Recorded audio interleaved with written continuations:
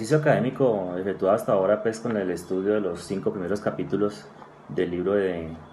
Derecho Societario. eh, claro que nos da una visión muy amplia. Nosotros venimos con la formación en Derecho, en el tema de contratos, en el tema de títulos valores, en el tema de Derecho Comercial, siempre viéndolo desde el punto de vista del comerciante, del que en últimas está ejerciendo alguna actividad de comercio de manera profesional, tal como lo define el artículo 10 del Código de Comercio. Pero al hacer este paralelo, este importante estudio donde nos trae las normas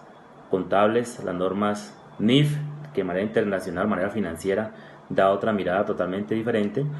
y bajándola a la norma tributaria, la norma fiscal, pues obviamente es muy enriquecedor porque vemos diferentes escenarios donde para efectos mercantiles un concepto tiene un significado y de pronto para efectos tributarios es otra palabra la que llega a ese mismo significado. Y sobre todo en el capítulo primero discutía mucho con las compañeras en el sentido de que nos causaba mucha curiosidad el tema renta versus dividendo. En materia de dividendos, pues en materia comercial está muy claro que en materia de sociedad por acciones, pues todo inversionista, todo socio o accionista, pues tiene un ánimo de lucro, busca generar una rentabilidad y al final del ejercicio fiscal, pues si hay utilidades, los socios decidirán de qué forma se reparten y pues la mejor forma es vía dividendos. Y en materia fiscal, el concepto es renta. En muchos casos puede que la sociedad ya haya tributado y llegue vía utilidades o vía ingreso al accionista sin impuestos, pero en otros casos vemos que sí, efectivamente, ese ingreso que percibe, esa renta que percibe el accionista, pues termina tributando a nivel de persona natural porque no quedó grabado en su totalidad en cabeza de la sociedad. Un tratamiento bien interesante ahí, donde vemos que termina tributando por un lado la sociedad, pero por otro lado puede terminar tributando el socio sobre esa misma base de ese ingreso en cabeza de la sociedad, ingreso en cabeza del accionista. También veíamos que en otros artículos, en el mismo capítulo primero del libro, donde hacía referencia a renta de trabajo versus ingresos, que para efectos mercantiles, para efectos del ciudadano del común, pues lo que devenga es su ingreso, sea producto de una actividad mercantil o en el caso de nosotros como asalariados, pues lo que vengamos es un ingreso, producto de ese ingreso será la actividad salarial como empleado que desarrollamos. Sin embargo, para efectos fiscales, el concepto es rentas de trabajo. Rentas de trabajo, en otras palabras, pues es el ingreso que tiene un asalariado o una que tiene categoría de empleado y que lo define muy bien el artículo 103 del Estatuto Tributario y también el artículo 206 del Estatuto Tributario en lo que tiene que ver con rentas de trabajo, es decir, ingreso por fuentes laborales. También veíamos que también se alcanzó a mencionar en clase el tema de que para efectos civiles, persona natural, NIT, cédula, para efectos civiles la cédula pues dígito de verificación y para efectos fiscales ese número será con el que me entiendo para efectos de cumplimiento de todas mis obligaciones en materia tributaria.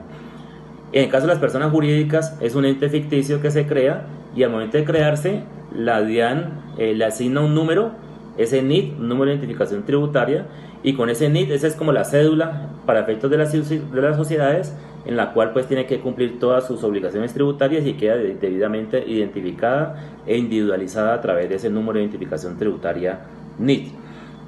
Un concepto que también a nivel del grupo lo discutíamos cuando estudiábamos el trabajo que hicimos en el comparativo, que nos causó mucha curiosidad y que fue nuevo para nosotros. Debatíamos qué es deducción, que nos mencionaba mucho el estatuto en los artículos referenciados en los diferentes capítulos, sobre todo en el capítulo 1 y 2, el concepto de deducción. Y veíamos que para efectos comerciales lo que conocemos del común es que un gasto pues es una erogación necesaria producto de la actividad que desarrollo, pero para efectos fiscales el concepto técnico es deducción. Y también con la charla que veíamos al inicio de la clase del doctor Restrepo, nos queda mucho más claro en el sentido de establecer que el comerciante tiene una serie de gastos que fiscalmente pueden o no ser deducciones, que desde ese punto de vista todo gasto en el que incurre un comerciante o que incurre una persona natural, no todo gasto es deducción. Para efectos de que el fisco acepte ese gasto como deducción,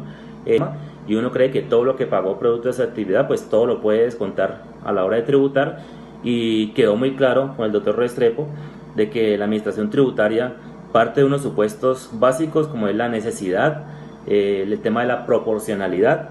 y el tema de la relación de causalidad. Fundamental esa relación de causalidad, puesto que yo tengo un gasto asociado producto de mi actividad, pero eso que en lo que gasté no me generó una renta, no me generó un ingreso, el fisco me va a decir qué pena, pero pues no tuvo relación de causalidad ese gasto que obtuvo versus ese ingreso, no me llevó ese gasto a un ingreso producto de la actividad que desarrollo. Entonces miren cómo desde el punto de vista de la práctica comercial, lo que es costo, gasto, que es lo que yo pago producto del desarrollo de mi actividad comercial, el Estado me puede decir, Administración Tributaria DIAN, si bien es cierto es un gasto, pues no lo reconozco fiscalmente. ¿Por qué? Porque no tiene soporte con factura electrónica, como veíamos en la charla hace un momento. Porque no tiene relación de causalidad, porque no tiene necesidad, porque no tiene proporcionalidad. En fin, nos causó mucha curiosidad y ahí profundizamos un poco a nivel de grupo, ya con mucha inquietud, en el sentido en la parte del capítulo 4, capítulo 5, que hace referencia al tema del abuso en materia tributaria. Y vemos cómo todas esas medidas que ha creado el Estado en materia de abuso con el fin de evitar la evasión, la elusión y especialmente el tema del fraude fiscal son... Y en esa intención termina haciendo prácticas el comerciante, incluso no pequeño ni mediano, incluso también los grandes,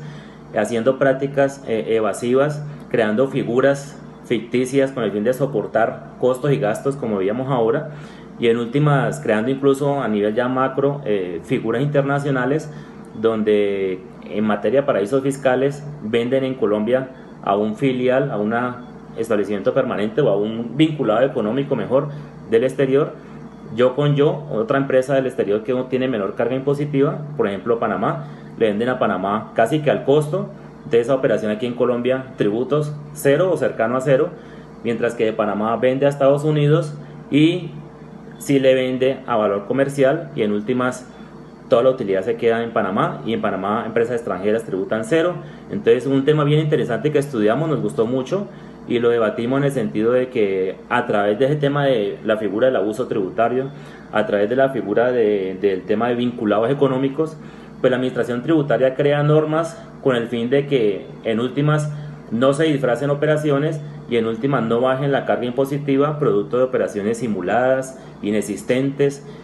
o incluso llegando al tema del fraude fiscal. Y todo eso producto de que en el tiempo, creo que en los mismos medios de comunicación todos reflexionábamos acerca del tema de los diferentes casos de robo al Estado que ha habido en materia de defraudación al fisco, por el tema precisamente de esas maniobras fraudulentas.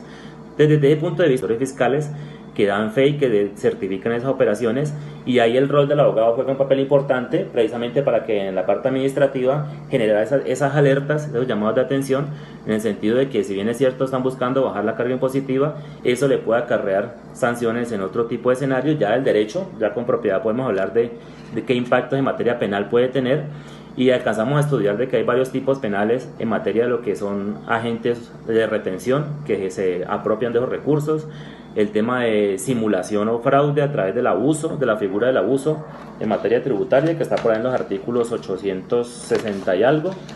y que en el trabajo quisimos hacer un trabajo juicioso en el sentido de, en el cuadro que hicimos, demostrar ese paralelo y mostrar esas figuras a través de lo que es los establecimientos permanentes, a través de lo que son los vinculados económicos y la figura de abuso en materia tributaria, porque realmente la desconocíamos y es una figura bien interesante y que el empresario como tal tiene que estar advertido de cuáles son las consecuencias de ese posible actuar cuando pretende hacer operaciones simuladas, inexistentes, comprar facturas para soportar un costo, un gasto, todo con el fin de bajar la tributación de forma ilegítima, defraudando al fisco, en últimas no contribuyendo con lo que debe contribuir de acuerdo a la capacidad adquisitiva que tiene con sus ingresos y su actividad económica. Entonces el ejercicio ha sido bien interesante, bien enriquecedor, y la verdad empezamos a profundizar mucho más en ese tema porque ese paralelo es bien importante y bien enriquecedor.